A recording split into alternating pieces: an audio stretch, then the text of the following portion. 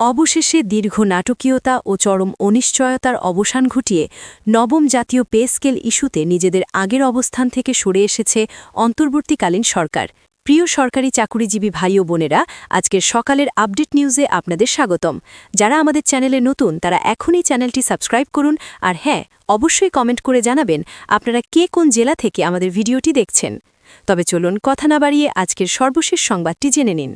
সরকারি চাকুরিজীবীদের জন্য বহুল কাঙ্ক্ষিত এই নতুন বেতন কাঠামো নিয়ে গত কয়েকদিন ধরে চলা ধোঁয়াশা কাটাতে আজ এক জরুরি সংবাদ সম্মেলনে অর্থ উপদেষ্টা অত্যন্ত গুরুত্বপূর্ণ এবং নীতি নির্ধারণী বক্তব্য প্রদান করেছেন।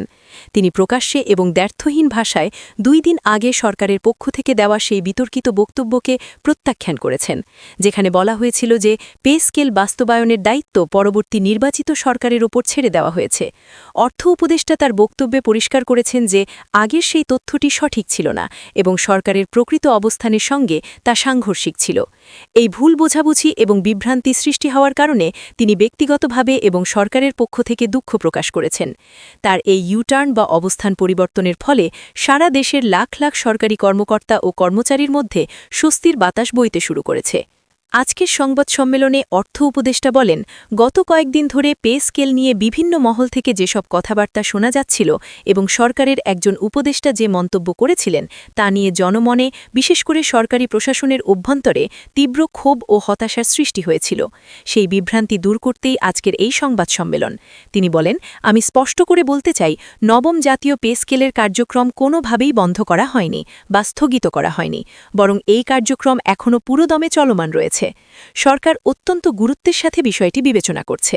তিনি ব্যাখ্যা করে বলেন, একটি জাতীয় পে স্কেল বাস্তবায়ন করা বা ঘোষণা করা কোনো মুখের কথা নয় বা এটি কোনো একদিনের সিদ্ধান্ত নয়। এটি একটি অত্যন্ত জটিল, দীর্ঘমেয়াদী এবং কারিগরি প্রক্রিয়া। এর সঙ্গে দেশের সামগ্রিক অর্থনীতি, বাজেট ব্যবস্থাপনা, প্রশাসনিক কাঠামো এবং দীর্ঘমেয়াদী আর্থিক সক্ষমতার প্রশ্ন জড়িত থাকে। অর্থ মন্ত্রণালয়, জনপ্রশাসন মন্ত্রণালয় এবং পে কমিশন সমন্বিতভাবে এই কাজগুলো এগিয়ে নিচ্ছে। বিভিন্ন স্তরের যাচাই বাছাই এবং অর্থনৈতিক বিশ্লেষণের প্রয়োজন হয় বলেই এই পুরো প্রক্রিয়ায় কিছুটা সময় লাগছে। কিন্তু এই সময় লাগার অর্থ এই নয় যে সরকার পে স্কেল বাস্তবায়নের সিদ্ধান্ত থেকে সরে এসেছে বা বিষয়টি হিমাগারে পাঠিয়ে দেওয়া হয়েছে। অর্থ উপদেষ্টা সংবাদ সম্মেলনে দেশবাসীকে আশ্বস্ত করে বলেন, অন্তর্বর্তীকালীন সরকার ক্ষমতায় থাকা অবস্থাতেই নবম পে স্কেলের কাজ যতদূর সম্ভব এগিয়ে নিয়ে যাওয়ার জন্য সর্বোচ্চ চেষ্টা করছে। তিনি বলেন, আমরা হাত গুটিয়ে বসে নেই। পে স্কেলের ফাইল চালাচালি এবং দাপ্তরিক কাজ নিয়মিত চলছে। আমাদের পক্ষে যতটুকু সম্ভব ততটুকুই আমরা এগিয়ে নিয়ে যাব, যাতে সরকারি কর্মচারীরা বঞ্চিত না হন। তার বক্তব্যে স্পষ্ট ইঙ্গিত পাওয়া যায় যে সরকার এই স্পর্শকাতর বিষয়টি নিয়ে কোনো ধরনের ঝুঁকি নিতে চাইছে না এবং দায়িত্ব এড়িয়ে যাওয়ার চেষ্টা করছে না, বরং সীমিত সময় এবং নানা ধরনের অর্থনৈতিক চ্যালেঞ্জের মধ্যেও তারা সর্বোচ্চ আন্তরিকতা নিয়ে চেষ্টা চালিয়ে যাচ্ছে। উপদেষ্টা বলেন, আমাদের লক্ষ্য হল একটি টেকসই এবং বাস্তবসম্মত বেতন কাঠামো উপহার দেওয়া, যা কর্মচারীদের জীবনমান উন্নয়নে ভূমিকা রাখবে। সবচেয়ে গুরুত্বপূর্ণ যে বিষয়টি অর্থ উপদেষ্টা আজ তুলে ধরেছেন তা হল নির্বাচনের আগেই গ্যাজেট প্রকাশের সম্ভাবনা। তিনি বলেন, যদি সবকিছু অনুকূলে থাকে এবং অর্থনৈতিক পরিস্থিতি স্থিতিশীল থাকে, তবে আসন্ন জাতীয় নির্বাচনের আগেই নবম পে স্কেল কার্যকর করা বা এর গ্যাজেট প্রকাশ করা হবে। এটি হবে সরকারের জন্য সবচেয়ে আদর্শ পরিস্থিতি। তিনি বলেন, আমরা চাই নির্বাচনের আগেই কর্মচারীদের হাতে তাদের প্রাপ্য অধিকার তুলে দিতে। এতে করে সরকারি কর্মকর্তা কর্মচারীদের দীর্ঘদিনের প্রত্যাশা পূরণ হবে এবং কর্মক্ষেত্রে একটি ইতিবাচক ও গতিশীল পরিবেশ তৈরি হবে। কর্মীদের মনোবল বাড়বে, যা সুষ্ঠু নির্বাচন আয়োজন এবং রাষ্ট্র পরিচালনায় সহায়ক হবে। সরকার সেই লক্ষ্যকে সামনে রেখেই একটি নির্দিষ্ট রোডম্যাপ অনুযায়ী কাজ করে যাচ্ছে। তবে একই সঙ্গে তিনি বাস্তববাদী হওয়ার আহ্বান জানিয়েছেন।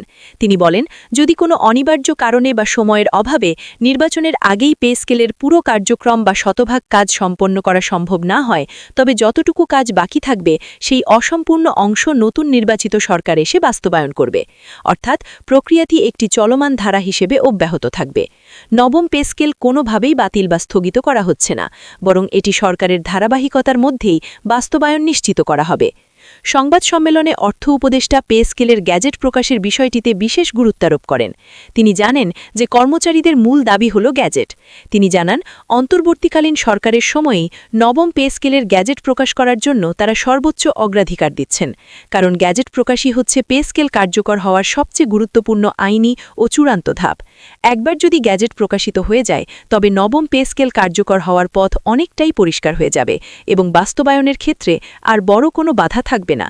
তিনি বলেন, সরকার চায় যাতে এই বিষয়টি নিয়ে আর কোনো ধোঁয়াশা বা বিভ্রান্তি না থাকে। সরকারি চাকুরিজীবী সহ সাধারণ মানুষের মধ্যে যে প্রশ্ন ও অনিশ্চয়তা তৈরি হয়েছে তা দূর করতেই আজ খোলামেলাভাবে সবকিছু ব্যাখ্যা করা হয়েছে।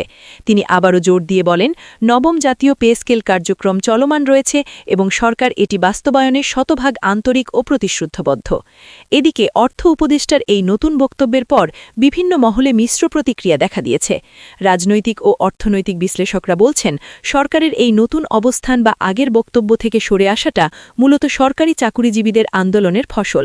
গত কয়েকদিন ধরে চলা বিক্ষোভ এবং কর্মবিরতির হুমকির মুখে সরকার নমনীয় হতে বাধ্য হয়েছে।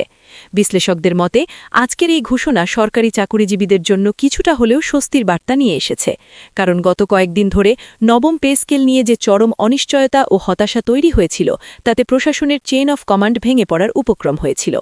আজকের ঘোষণায় সেই হতাশা অনেকটাই কাটবে বলে মনে করছেন সংশ্লিষ্টরা। তবে তারা সতর্ক করে বলছেন, চূড়ান্ত স্বস্তি আসবে তখনই যখন কথার ফুলঝড়ি নয় বরং বাস্তব অগ্রগতি দৃশ্যমান হবে। অন্যদিকে সরকারি কর্মকর্তা কর্মচারীদের বিভিন্ন সংগঠন যেমন বাংলাদেশ সরকারি কর্মচারী দাবি আদায় ঐক্য পরিষদ এবং শিক্ষক নেতারা অর্থ উপদেষ্টার এই বক্তব্যকে প্রাথমিকভাবে ইতিবাচক হিসেবে দেখছেন। তারা সরকারের এই বোধাদয়কে স্বাগত জানিয়েছেন, তবে তারা তাদের দাবিতে অডির রয়েছেন। তাদের বক্তব্য হল, শুধু মৌখিক ঘোষণা বা সংবাদ সম্মেলন দিলেই হবে না, বাস্তবায়নই আসল বিষয়। অতীতেও অনেক আশ্বাস দেওয়া হয়েছে যা বাস্তবায়িত হয়নি, তাই তারা দ্রুততম সময়ের মধ্যে গ্যাজেট প্রকাশের দাবি জানিয়েছেন। তাদের মতে গ্যাজেট প্রকাশ এবং একটি নির্দিষ্ট সময়সূচি বা তারিখ জানানো হলেই বিষয়টি পুরোপুরি বিশ্বাসযোগ্য হবে। এ নিয়ে তারা সরকারের কার্যক্রমের উপর কড়া নজর রাখার কথাও জানিয়েছেন। কর্মচারী নেতারা বলছেন, যতক্ষণ পর্যন্ত হাতে গ্যাজেট না পাচ্ছেন ততক্ষণ পর্যন্ত তারা আন্দোলন থেকে পুরোপুরি সরে যাবেন না, তবে কর্মসূচির ধরন হয়তো পরিবর্তন করতে পারেন। সব মিলিয়ে আজকের সংবাদ সম্মেলনে অর্থ উপদেষ্টার বিস্তারিত বক্তব্য থেকে এটি দিনের আলোর মতো স্পষ্ট হয়ে উঠেছে যে নবম পে স্কেল বাতিলের যে গুজব বা আশঙ্কা তৈরি হয়েছিল তা সত্য নয়। আগের বক্তব্য প্রকাশ্যে প্রত্যাখ্যান করে সরকার নতুন করে জানিয়ে দিয়েছে পে স্কেলের কাজ চলমান রয়েছে। বাস্তবায়নে বিভিন্ন কারিগরি ও অর্থনৈতিক কারণে সময় লাগলেও চেষ্টা অব্যাহত রয়েছে এবং সম্ভব হলে অন্তর্বর্তীকালীন সরকারের সময়ে গ্যাজেট প্রকাশের লক্ষ্য নিয়ে এগিয়ে চলছে সরকার। এখন সারা দেশের লক্ষ লক্ষ সরকারি কর্মচারীর দৃষ্টি শুধুমাত্র গ্যাজেট প্রকাশের দিকেই নিবদ্ধ রয়েছে। আদৌ নির্বাচনের আগেই নবম পে স্কেল কার্যকর হয় কিনা, নাকি কিছু অংশ নতুন সরকারের ওপর ছেড়ে দেওয়া হয় এবং শেষ পর্যন্ত কর্মচারীদের ভাগ্যে কী জোটে সেটাই এখন দেখার বিষয়। তবে আজকের এই ইউটার্ন প্রমাণ করে যে সরকার কর্মচারীদের ক্ষোভকে গুরুত্ব দিচ্ছে এবং সমাধানের পথ খুঁজছে। ভিডিওটি খুবই জরুরি, তাই সবার সাথে ভিডিওটি শেয়ার করতে ভুলবেন না। আর নতুন ভিডিও আপডেট পেতে এখনই চ্যানেলটি সাবস্ক্রাইব করুন।